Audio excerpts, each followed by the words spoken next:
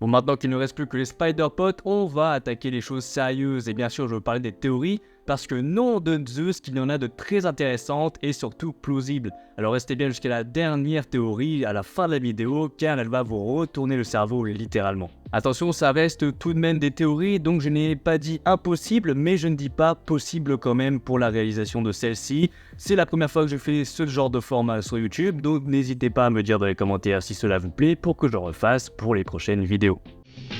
Spider-Man, Spider-Man, does whatever a spider can.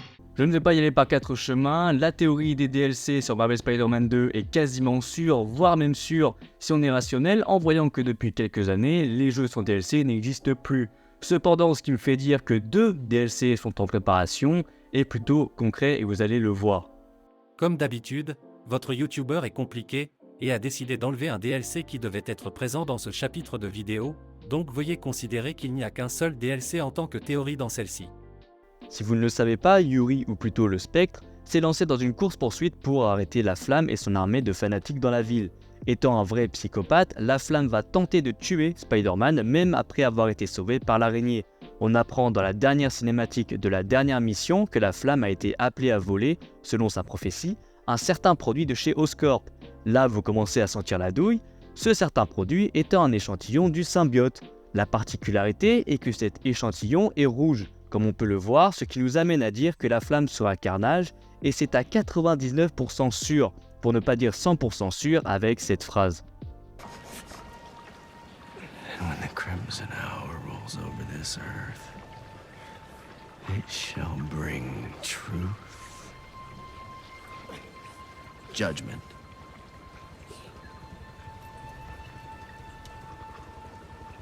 and carnage. À la fin, Carnage, plutôt la Flamme, arrive à partir sans problème. L'autre argument qui me fait dire que ce DLC va arriver et qu'il est même en préparation, c'est cette phrase très précise de Yuri. Vous avez besoin d'aide pour traquer la flamme? Merci, mais j'ai besoin d'un peu de temps pour moi. En plus, on vient juste de démanteler une bonne partie de son activité.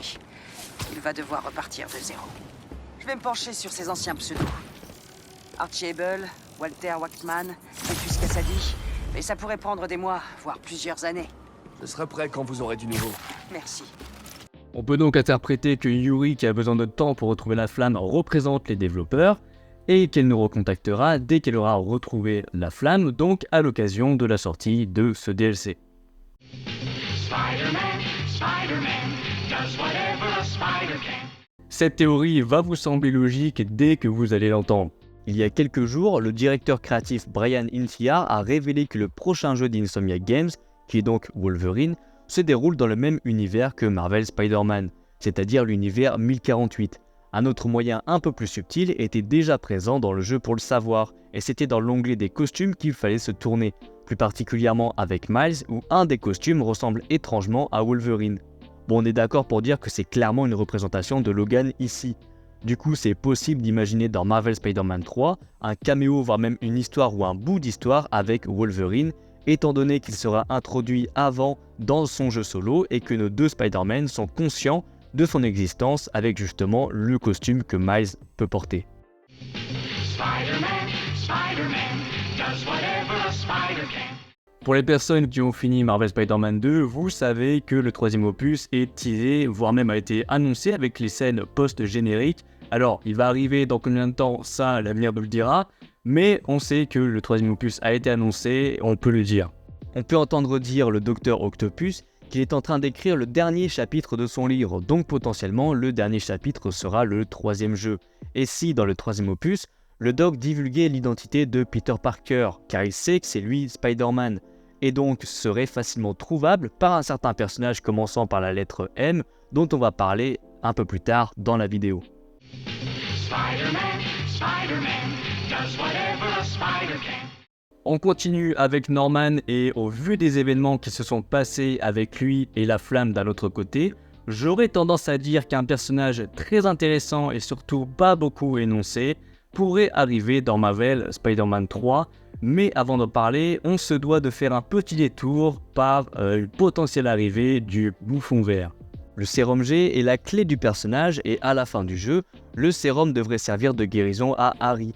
Le détail ici, c'est qu'à part avoir vu Norman demander à ce qu'on lui amène le remède, on ne sait pas s'il va vraiment l'utiliser sur son fils, qui a été déjà bien épuisé, on va pas se mentir.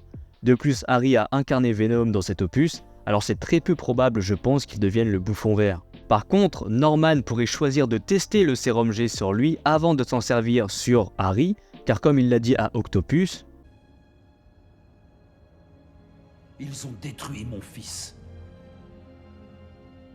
donc pour ne pas le ruiner plus qu'il ne l'est déjà, il testerait d'abord sur lui avant de pouvoir en faire bénéficier Harry, et donc ferait de Norman le premier détenteur du sérum, le bouffon vert.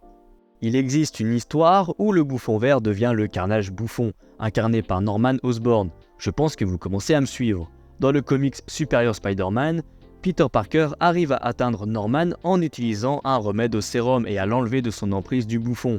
Il récupère même sa conscience, cependant celui-ci va tout faire pour collecter de la puissance, en passant par tous les trafics illégaux possibles. Il va donc envoyer des voleurs pour posséder le symbiote de Carnage, et va fusionner avec lui, faisant naître le Bouffon Rouge.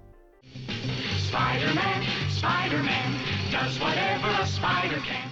La théorie qui va suivre serait tout simplement incroyable puisqu'elle impliquerait le Spider-Verse. C'est très ambitieux, c'est très compliqué à réaliser, mais ce n'est pas impossible.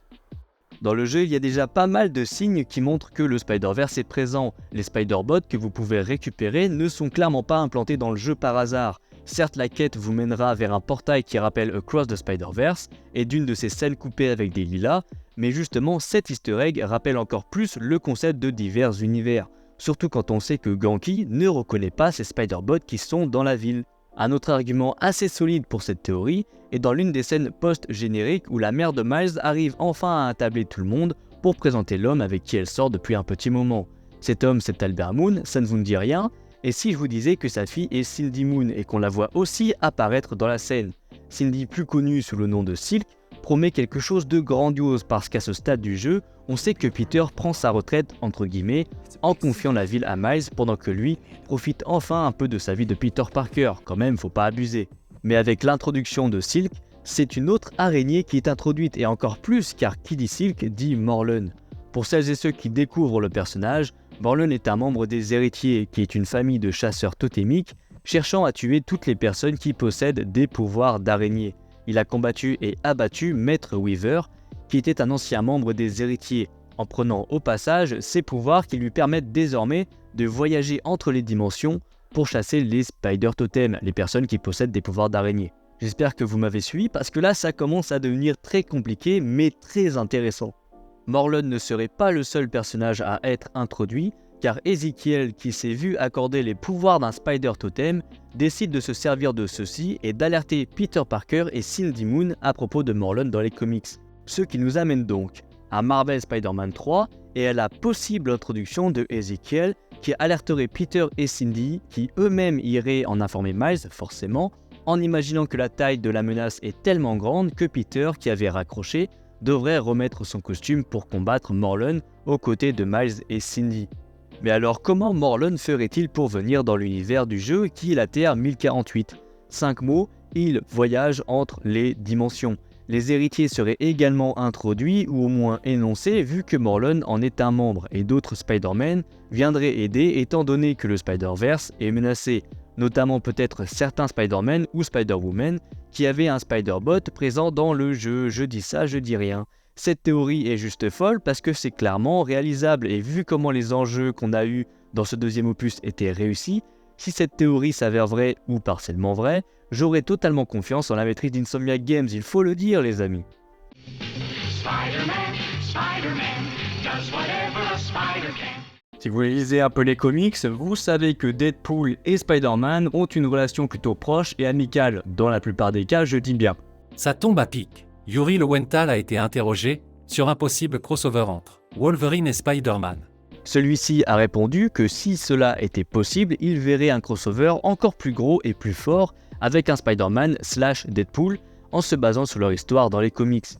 On peut imaginer que Deadpool serait mis à l'honneur dans les prochaines aventures de Peter et de Miles, car on l'a bien vu, Insomniac Games sont très comics accurate, donc au final, pourquoi pas. Voilà les théories que j'ai pu trouver au fin fond de mon cerveau. Certaines et surtout celle du Spider-Verse a eu droit à son débat pendant qu'on jouait au jeu en live. C'est d'ailleurs comme ça que j'ai pu vous en parler, donc merci à ceux et à celles qui ont participé à cette théorie, ils et elles se reconnaîtront sûrement.